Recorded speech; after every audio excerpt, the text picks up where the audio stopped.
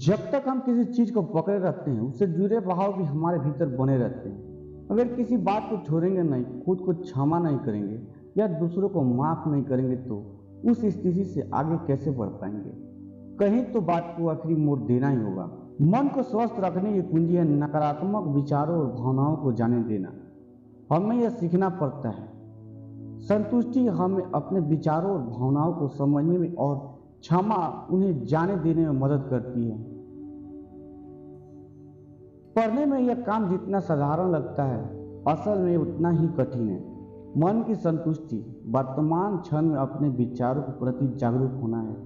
हालांकि यह काम उतना मुश्किल नहीं है, पर इसमें पेच हमारी आधुनिक जीवन शैली के बीच इसको अमल में लाना है और माफ करना इससे कहीं ज़्यादा मुश्किल है। हमारा दिमाग हमारे अतीत की घटनाओं को, उससे जुड़े डर और कुफ्त पैदा करने वाली भावनाओं और यादों को पकड़े रहना चाहता है। लेकिन हमें याद रखना चाहिए कि आधुनिक जीवन में इस तरह के भावनात्मक सुरक्षा तंत्र की जरूरत नहीं है। यह हमें राहत कम और कष्ट ज़्यादा देता है।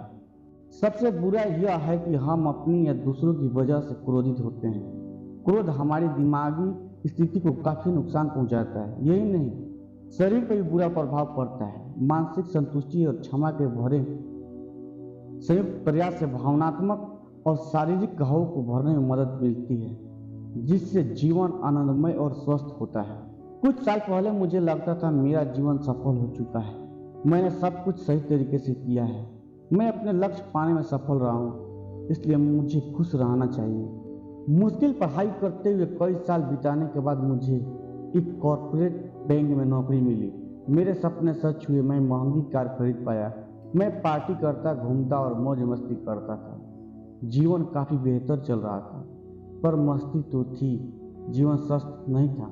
सेहत गिरती जा रही थी, वजन भी काफ़ी बढ़ गया। मैं हमेशा थका थका महसूस करने लगा था। मैं कुछ भी करता पर खुश नहीं रह पाता था। चिढ़ और बेचैनी मुझ पर लगातार हावी रहते। मैं जीवन में खुशी क्यों महसूस नहीं कर पा रहा था, यह मुझे समझ नहीं आ रहा था। मैंने खुश रहने की हर जुगत करके देख ली, पर खुश नहीं मिली। मेरी हालत बढ़ते वजन वाले 35 वर्षीय व्यक्ति थी, जिसकी मानसिक और शारीरिक हालत बिगड़ी हुई थी। अस्पताल लाया गया तो दिल की हालत अब तक ठीक थी, पर शरीर साथ नहीं दे रहा था। उस समय अस्पताल के बिस्तर पर लेटे लेटे मुझे मेरे कुछ सवालों के जवाब मिले। मेरी समस्या मानसिक थी। मैं अपने भीतर नकारात्मक सोच जमा करता जा रहा था और अपनी भावनाओं को संभाल नहीं पा रहा था, जिसके चलते शरीर भी नकारात्मक तरीके से व्यवहार करने लगा था। मैं अपने मन को संतुष्ट नहीं कर पा रहा था, नकारात्मक भावनाओं को छोड़ नहीं पा रहा था। आखिर में एक दिन मैंने अपनी नकारात्मक भावनाओं को विचारों का मुकाबला करने के ठाने। यह प्रक्रिया आसान थी। ठहरो और गहरी सांस लो, स्थिर हो जाओ, सांसों पर ध्यान केंद्रित करो और धीरे धीरे सांस छोड़ो। फिर देखो आप कैसा महसूस करते हैं। यह भावनाएं कैसी हैं, मैं उन्हें क्यों महसूस कर रहा हूँ, वो मुझे क्या बताना चाहते हैं। मैंने महसूस किया कि इन सबसे ताकतवर क्रोध की भावना थी। मैं खुद पर क्रोधित था।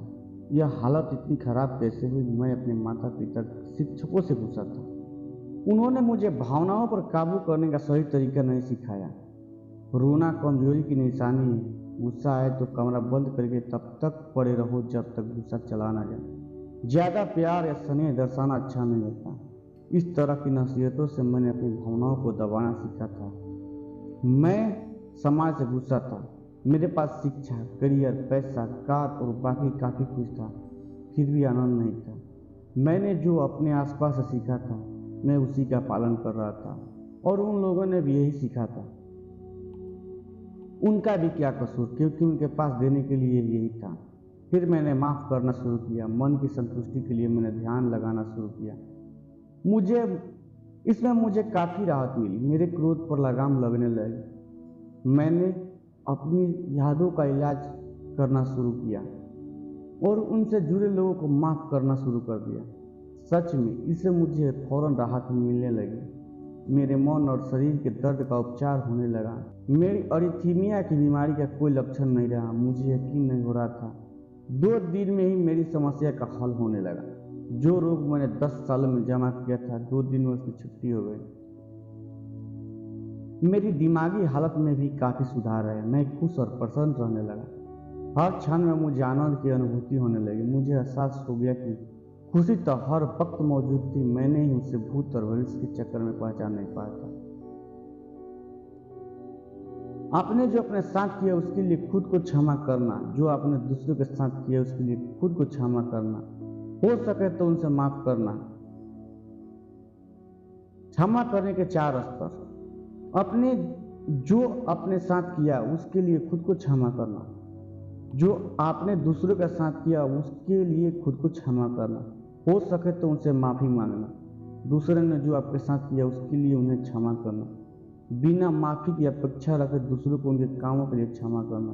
पहले स्तर से शुरू करें। कुछ ही दिनों में आप राहत महसूस करने लगेंगे। हर कोई बेहतर करना चाहता है। इस समय आपके पास कोई बेहतर विकल्प नहीं है, इसके लिए खुद को क्षमा करें। औरों के पास कोई और तरीका नहीं है, इसके लिए उन्हें क्षमा करें। जो आपने सीखा आपने उसी के तरीके से व्यवहार किया, बाकी लोग भी यही कर रहे हैं।